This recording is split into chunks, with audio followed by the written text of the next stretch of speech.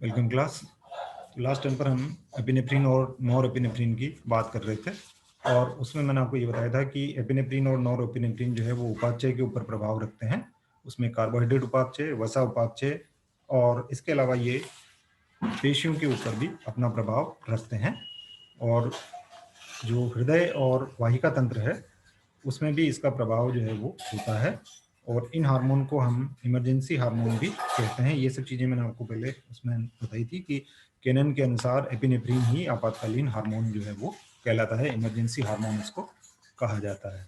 ठीक है, तो इसमें हम कुछ चीज़ें जो हैं वो और डिटेल में हम इसको देख लेते हैं कि ऐसे कौन से सब्सटेंस हैं जो कि नॉरएपिनेफ्रिन के रिलीज को, यानी उसके सिक्रीशन को, स्रावण को इनिबिट करते हैं, रोकते हैं। एसिटाइल कोलिन हो गया जैसे आपका, इसका रिसेप्टर वगैरह जो है ये आप एमएससी में पढ़ेंगे तो इनको डिटेल में वहाँ पढ़ना है आपको। तो यहाँ हम केवल इन बातों की चर्चा कर लेते हैं कि कौन कौन से जो हैं आपके वो इनके इनिबिटर हैं। तो एक तो एसिटाइल कोलिन हो गया, दूसरा नॉरएपिनेफ्रिन और एपिनेफ्रिन का जो नेगेटिव फीडबैक होता है वो भी इसके जो सिक्रीशन है उसको कंट्रोल करने का काम जो है वो करता है। इसके बारे में मैंने पहले आपको बताया था। इसी तरह से 5 हाइड्रोक्सी टेस्टोस्टेरोन, इसी तरह से एडिनोसिन, पीजीई, हिस्टामिन, इनके नाम अगर आप दो चार के याद रख सकें, जैसे एटीपी आपने पढ़ा हुआ है, डोपामाइन आपने पढ़ा हुआ है और एसिटाइल कोलिन भी आपने नाम सुना हुआ है। और एक नॉरएपिनेफ्रिन और एपिनेफ्रिन खुद जो है वो कोड होते हैं। इसके अपोजिट ऐसे कुछ सब्सटेंस हैं जो कि इसके सिक्रीशन को बढ़ाते हैं। जैसे एक आपका एड्रेनलिन हो गया, दूसरा रेनिन एंजियोटेंसिन सिस्टम बताया था मैंने आपको, जहां पर कि अंत में एंजियोटेंसिन सेकंड जो है वो जाकर के और बनता है। ये बात हम पहले वहां पर डिटेल में कर चुके हैं। ओके, अब इससे रिलेटेड जो डिजीज हो जाती हैं वो कौन कौन सी हैं। एडिनल ग्लैंड के अब सामान्य अवस्थाएं क्या हैं, इसका जो सिक्रीशन हो रहा है, इससे जो हार्मोन सिक्रीट हो रहे हैं उसकी अब सामान्य अवस्थाएं क्या हैं। तो दो डिजीज जो हैं वो मेन है, इनके ऊपर एग्जाम में भी क्वेश्चन जो हैं वो पूछे जाते हैं। एक हो गया आपका कुशिंग्स डिजीज और दूसरा एडिसन्स डिजीज, या इसको हम कुशिंग सिंड्रोम और एडिसन सिंड्रोम भी कहते हैं। पहले हम बात करते हैं कुशिंग सिंड्रोम की। कुशिंग सिंड्रोम में होता क्या है कि आपका जो कॉर्टिकोस्टेरॉइड हैं वो अधिक मात्रा में सिक्रीट होते हैं, एडिनल ग्लैंड के द्वारा अधिक मात्रा में ये बनाए जाते हैं। अब कुशिंग सिंड्रोम या कुशिंग डिजीज होती क्यों है? क्योंकि अगर यहाँ एडिनल ग्लैंड में कैंसर हो गया है, ट्यूमर बन हो गया है, तो उससे नंबर ऑफ सेल्स जो हैं वो बढ़ जाएंगी और वो कॉर्टिकोस्टेरॉइड हार्मोन का सिक्रीशन अधिक मात्रा में करेंगी। तो इसके लक्षण क्या हैं? लक्षणों की अगर हम बात करें तो कुशिंग सिंड्रोम में जो एक्सेसिव फैट जो है वो डिपॉजिट हो जाती है थ्रू आउट द टॉर्सो और फेस के चारों तरफ। वहां पर आपको एक राउंडेड फेस जो है वो नजर आने लग जाता है।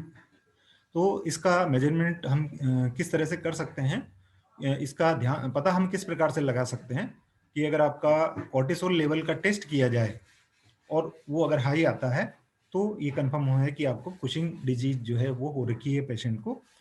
तो इसका इलाज क्या है कि इसका उपचार किस प्रकार से हम कर सकते हैं। तो क्योंकि हमने ये कहा है कि ये एड्रिनल ग्लैंड में होने वाले ट्यूमर की वजह से हुआ है जिससे सिक्रीशन ज्यादा हो रहा है, तो दो ही तरीके बचते हैं, या तो रेडिएशन थेरेपी दी जाए वहां पर, है ना, या उसका ऑपरेट करके और ट्यूमर को हटाया जाए इनके द्वारा, जिससे कि उसका जो सिक्रीशन है वो वापस नॉर्मल हो जाता है।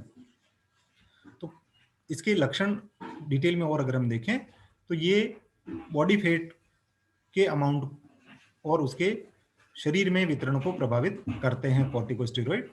इसके कारण से एक्सेसिव फैट जो है वो हमारी पूरी टॉर्सो के में और ये आपकी बेक में, टॉप ऑफ द बेक यानी पीठ में ऊपर की ओर अधिक फैट जो है वो जमा यहाँ पर हो जाती है, और जो फेस है उसके चारों ओर भी फैट का डिपोजिशन अधिक हो जाता है, जिससे कि फेस जो है वो गोलाकार हो जाता है, जिसको कि हम मून फेस जो है वो कहते हैं। हाथ और पैर जो हैं वो नॉर्मली लंबे रहते हैं और जो ट्रंक है आपका वो थिक हो जाता है। मसल्स जो हैं वो कम हो जाती हैं और कमजोर हो जाती हैं, और जो स्किन है, हमारी त्वचा जो है वो पतली हो जाती है, जिसके कारण से उसके ऊपर आसानी से ब्रूजेज आ जाते हैं। ब्रूजेज का मतलब कट लग जाना वगैरह, ये बड़ी आसानी से उसके ऊपर लग जाते हैं और इनको भरने में समय लगता है। त्वचा के ऊपर जो घाव हो जाते हैं उनको भरने में समय लगता है। देन उसमें जो स्ट्रेच मार्क डेवलप हो जाते हैं एब्डोमेन के ऊपर, खिंचाव के जो चिन्ह हैं, धारियां जो हैं वो एब्डोमेन के ऊपर बन जाती है। और जिन व्यक्तियों में कुशिंग डिजीज है उनके अंदर थकान जो है वो अधिक आने लग जाती है।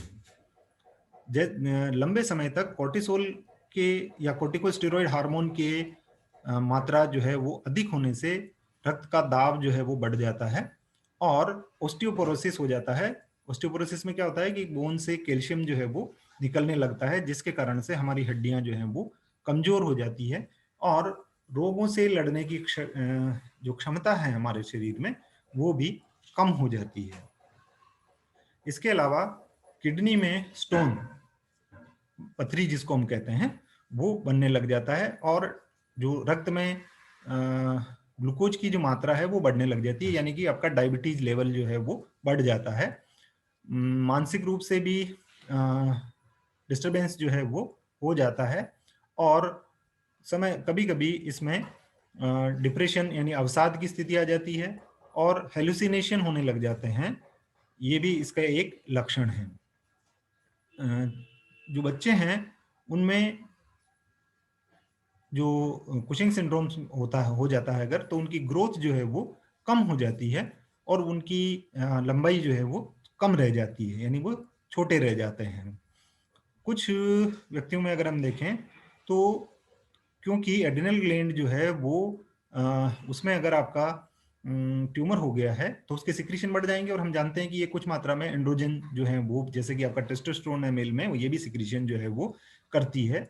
और फीमेल में भी अगर टेस्टोस्टेरोन की मात्रा अगर बढ़ जाएगी तो वहां पर आपका फेस पर और बॉडी पर हेयर जो है वो बढ़ने लग जाते हैं। ओके, ट्रीटमेंट की अगर हम बात करें कि ट्रीटमेंट का डायग्नोस जो है वो कब हो रहा है, ये किस प्रकार से हो रहा है, तो ये दो लेवल पर हो सकता है। एक तो एड्रिनल ग्लैंड इटसेल्फ और दूसरा थ्रू पिट्यूटरी ग्लैंड, कि पिट्यूटरी ग्लैंड भी के हार्मोन में जो रिलीजिंग हार्मोन है वो अगर ज्यादा स्रावित हो रहे हैं तो एक तो वो कारण हो सकता है, और दूसरा एड्रिनल ग्लैंड खुद जो है वो ज्यादा हार्मोन जो है वो बनाने लग जाती है।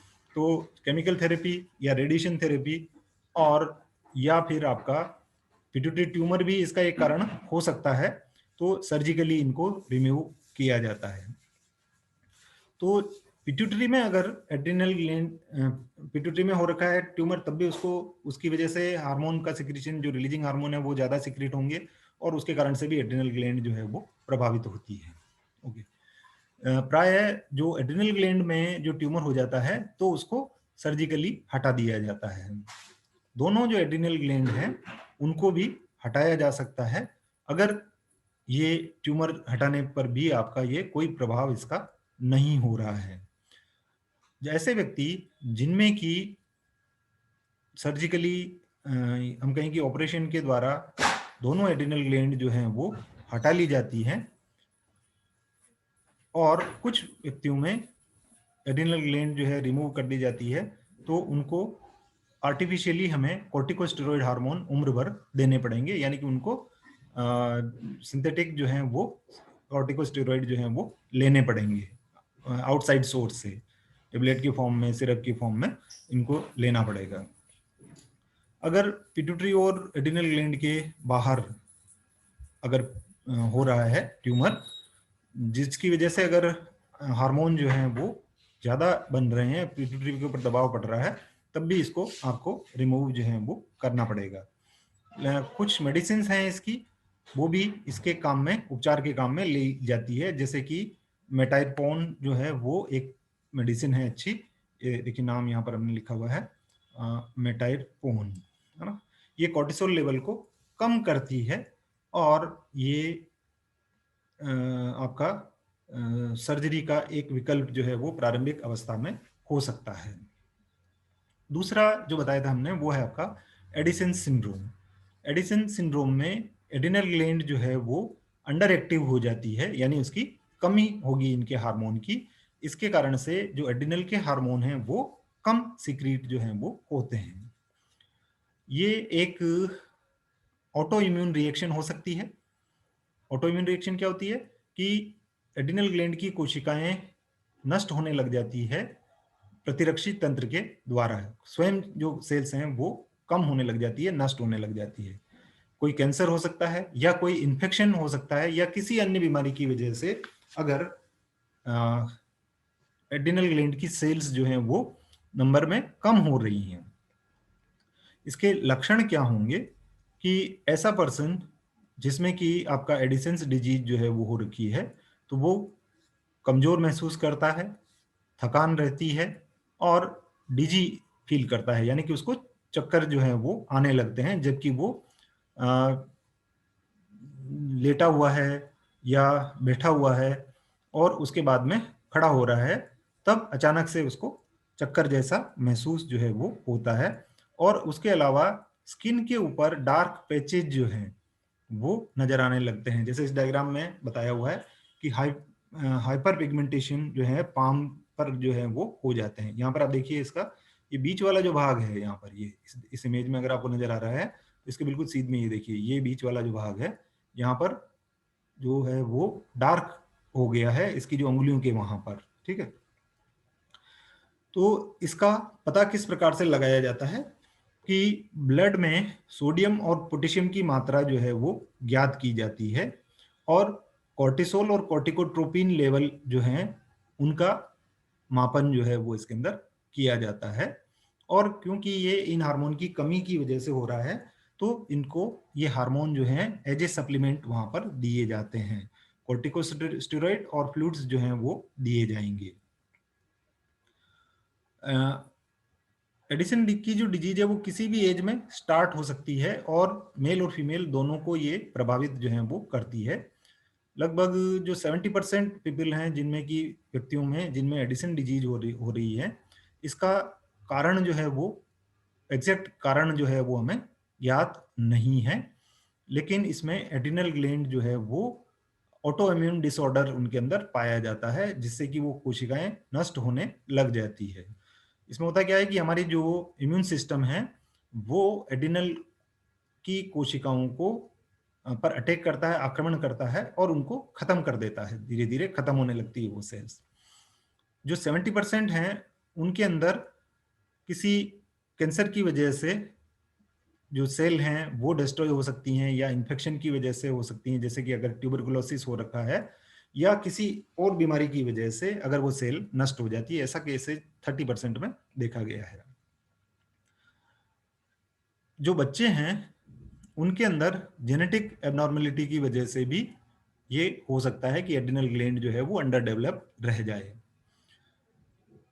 एडिशन डिजीज के लक्षण मैंने आपको बता दिए हैं कि थकान होती है, डिजी फील करते हैं जब वो बैठे हुए या खड़े हुए होते हैं और ये ग्रेजुअली डेवलप हो सकती है या अचानक से ये डिजीज जो है वो उत्पन्न उसके अंदर हो सकती है और स्किन के ऊपर डार्क पैचेज जो हैं वो बनने लग जाते हैं, जैसा मैंने डायग्राम में आपको हथेली के ऊपर बताया था।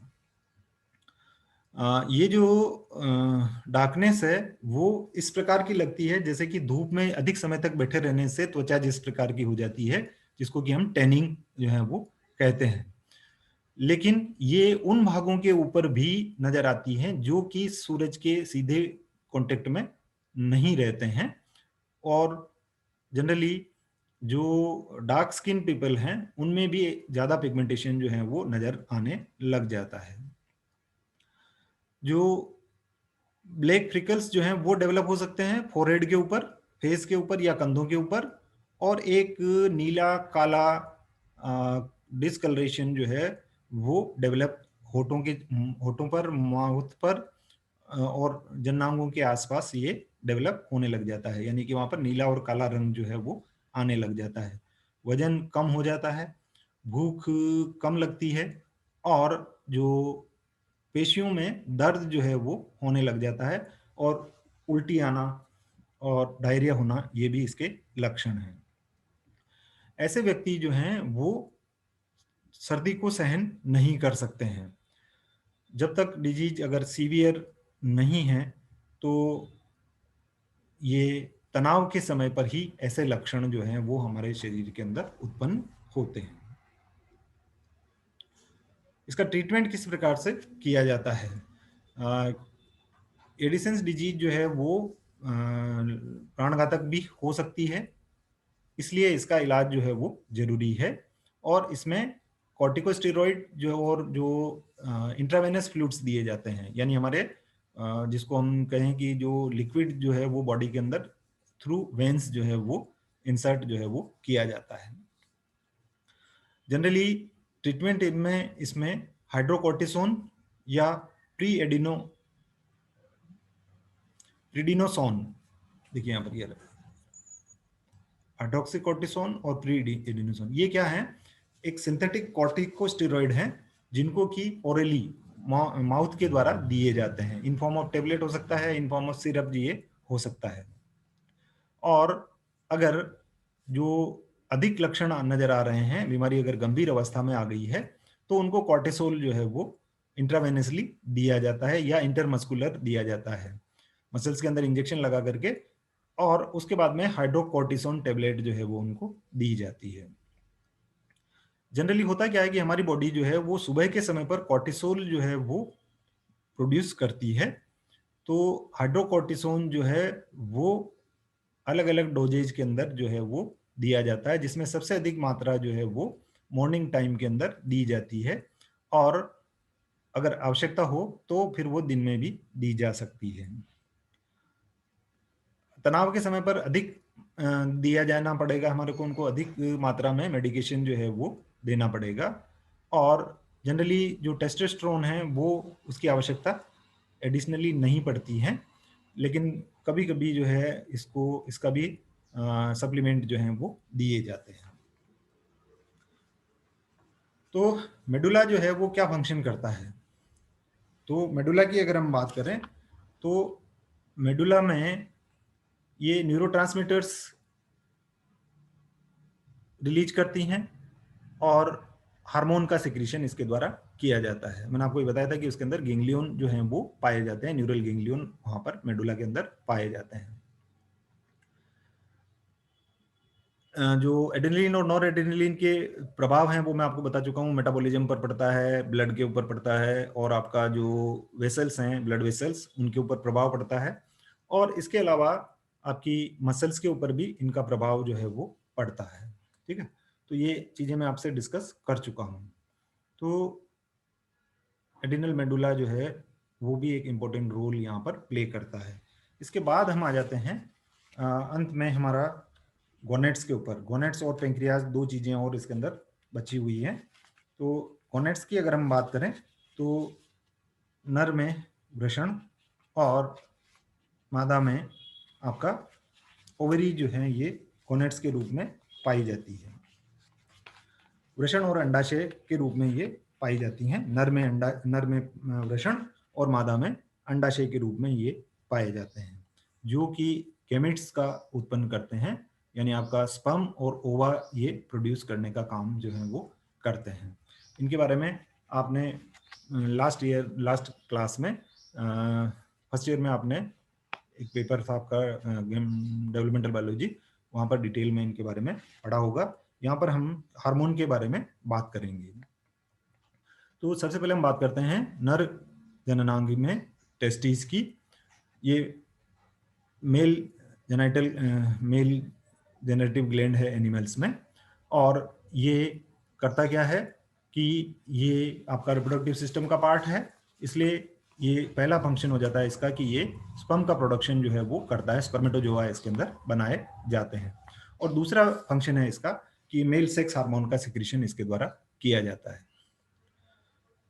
दोनों ही जो फंक्शन हैं कि एक तो ये आपका स्पर्म फॉर्मेशन करता है और दूसरा एंडोक्राइन ग्लैंड है। ये दोनों फंक्शन गोनेडोट्रोपिक हार्मोन जो है आपका उसके इन्फ्लुएंस में रहता है, जो कि एंटीरियर पिट्यूटरी के द्वारा सिक्रीट किया जाता है। एंटीरियर पिट्यूटरी जो हार्मोन सिक्रीट कर रही है वो है आपका एक तो एलएच ल्यूटिनाइजिंग हार्मोन और दूसरा फॉलिकल स्टिमुलेटिंग हार्मोन। ये टेस्टिस का डायग्राम जो है वो है, इसके अंदर ये आपका टेस्टिस यहाँ पर बनाया हुआ है। ओके, ये टेस्टिस का डिटेल स्ट्रक्चर है कि किस तरह से मेमेलियन टेस्टिस के अंदर सेमिनिफेरस ट्यूब्यूल्स पाई जाती हैं और जो इंटरस्टिशियल सेल्स हैं वो इसके अंदर आपके सिक्रीशन का काम जो है वो करती हैं। ओके, डक्ट सिस्टम को नहीं लेंगे हम यहाँ पर, सेल टाइप्स ये भी आप डिटेल में पढ़ चुके हैं। और इसमें हम बात करें कि सेमिनिफेरस ट्यूब्यूल से ये बने हुए होते हैं, चलिए इसको हम एक बार वापस डिटेल में देख लेते हैं। और संयोजी ऊतक और सेमिनिफेरस ट्यूब्यूल्स के बीच में आपको इंटरस्टिशियल सेल्स या अंतराली कोशिकाएं या जिनको हम लेडिक सेल्स कहते हैं, ये लेडिक सेल्स ही आपका एंडोक्राइन फंक्शन जो है वो यहाँ पर करती हैं, एंड्रोजन हार्मोन का सिक्रीशन करती हैं। ये स्टेरॉइड होते हैं और लगभग 11 प्रकार के स्टेरॉइड हार्मोन जो हैं वो नर के अंदर पाए जाते हैं। नर हार्मोन का बेसिक फंक्शन क्या है आपका यहाँ पर, ये सेकेंडरी सेक्सुअल कैरेक्टर्स और जनन तंत्र के मेंटेनेंस करने का काम ये करता है, जिसके कारण से पुरुषों में दाढ़ी मूंछ का उगना और छाती और देह के भागों पर बाल का आ जाना, आवाज जो है वो भारी आवाज होना, लंबाई ज्यादा होना, और ये शुक्राणु जनन को प्रभावित करने का काम जो है वो करते हैं। तो एस्ट्रोजन और एंड्रोजन ये परस्पर विपरीत दिशा में काम करते हैं और एंड्रोजन का उत्पादन कुछ मात्रा में वृक्क के द्वारा और अंडाशय के द्वारा भी किया जाता है। जो टेस्टोस्टेरोन की अगर हम बात करें तो लेडिक सेल्स के द्वारा सिक्रीट किया जाता है और ये एक स्टेरॉइड है, 18 कार्बन का कंपाउंड है और इसका प्रिकर्सर जो है वो प्रिग्नोलोन हार्मोन जो है वो होता है और लगभग 80 की एज में आने के बाद में ये सिक्रीशन जो है वो कम होने लग जाता है। दूसरा जो हार्मोन बता रहा था मैं आपको वो है आपका एंड्रोस्टेरोन। ये टेस्टोस्टेरोन की अपेक्षा कमजोर प्रकृति का होता है और वृषण से ये स्रावित होता है। जो एड्रिनल ग्लैंड है हमारी, उससे एफएसएच और आईएससीएच इंटरस्टिशियल सेल्स स्टिमुलेटिंग हार्मोन के कारण से ये वृषण के द्वारा स्रावित किया जाता है। तो ये कम प्रभावी प्रकार के हार्मोन जो हैं वो होते हैं। इनके जो प्रभाव हैं वो उनके बारे में मैं बता चुका हूँ आपको यहाँ पर कि ये बाह्य जननांगों के ऊपर जो अतिरिक्त लैंगिक अंग है, जो डक्ट्स सिस्टम है हमारा इसके अंदर, जिसमें कि खास करके आपका एपिडिडाइमस, शुक्रवाहिनियां, शुक्राशय और प्रोस्टेट, इनको मेंटेन करने का काम यहाँ पर ये करता है। और जो ये शरीर के ऊपर बाल आना, दाढ़ी मूंछ आना, और ये हमारे कंठ में जो लेरिंग्स होती हैं उसमें जो वोकल कॉर्ड्स हैं उनकी मोटाई और लंबाई में वृद्धि करता है, जिसके कारण से आवाज में भारीपन जो है वो आ जाता है। और अगर मेंटल स्टेट की बात करें हम यहाँ पर, तो उसमें ये एग्रेशन लाने वाला हार्मोन जो है वो होता है। मेटाबॉलिज्म के ऊपर प्रभाव ये डालता है, जिसमें कि आपका नाइट्रोजन, सोडियम, फास्फोरस और क्लोराइड आयन का उपापचय इससे प्रभावित होता है और आयन और जल का संग्रहण ये करता है। और आरबीसी के ऊपर भी इसका प्रभाव जो है वो होता है।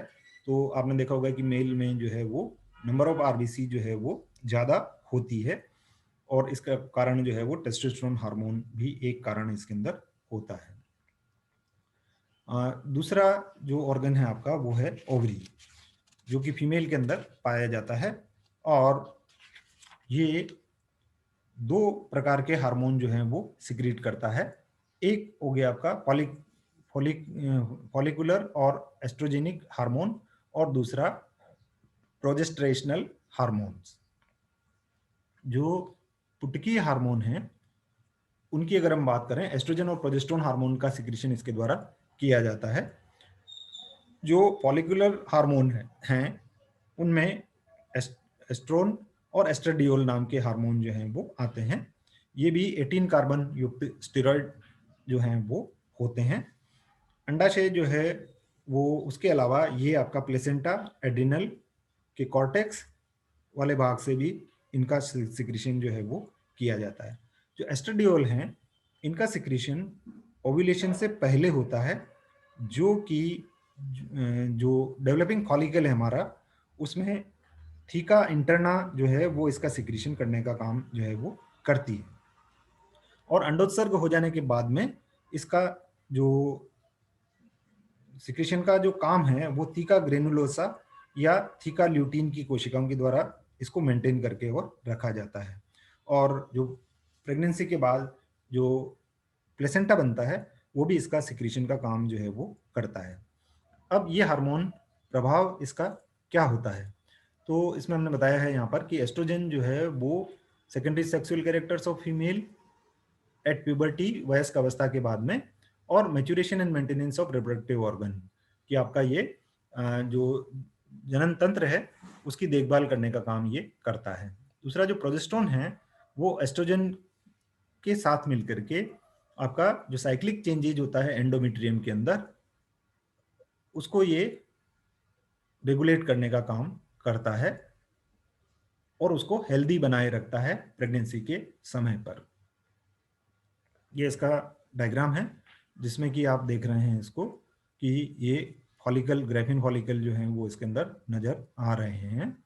जो जर्मिनल एपिथेलियम जो है वो टॉप के ऊपर यहाँ पर दिखाई दे रही है, जिससे कि ओवम का फॉर्मेशन जो है वो इसके अंदर oogenesis की क्रिया के द्वारा होता है। ये आप डिटेल में पहले पढ़ चुके हैं। ओके, ये प्रोजेस्टेरोन हो गया आपका, इसके बारे में फंक्शन बता चुका हूं मैं आपको यहाँ पर। और एस्ट्रोजन, फीमेल में जो एस्ट्रोजन है वो एक स्टेरॉइड होता है, ये फीमेल सेक्स हार्मोन है, और इसके फंक्शन भी मैं आपको यहाँ पर बता चुका हूँ। जो एस्ट्रोडियल हार्मोन है उनमें सेकेंडरी सेक्सुअल कैरेक्टर्स में इसकी आवश्यकता होती है। इसमें आपका मिल्क ग्लैंड और जो आपका फैलोपियन ट्यूब हैं, यूटेरस हैं, और जो जेनिटल ऑर्गन्स हैं उनको ये प्रभावित करता है। इसके अलावा इसके कारण से स्किन जो है वो पतली हो जाती है, आवाज़ जो है वो भी कम रहती है, और बॉडी के ऊपर जो हेयर हैं उनका विकास जो है वो कम होता है। ये हार्मोन जो है वो, इनका टारगेट ऑर्गन जो है आपका यूटेरस होता है, और ये प्रोटीन का में मेटाबॉलिज्म को प्रभावित करते हैं, फास्फोलिपिड की मात्रा को बढ़ाते हैं, और इसी तरह से सीरम में कैल्शियम और फास्फोरस की मात्रा को ये बढ़ाने का काम इनके द्वारा किया जाता है। ओके, दूसरे जो हार्मोन है ल्यूटियल हार्मोन या प्रोजेस्टेरोन जिसको हम कह रहे हैं, प्रोजेस्टेरोन को हम P4 भी कहते हैं, प्रेगेन 4N320 डायोन।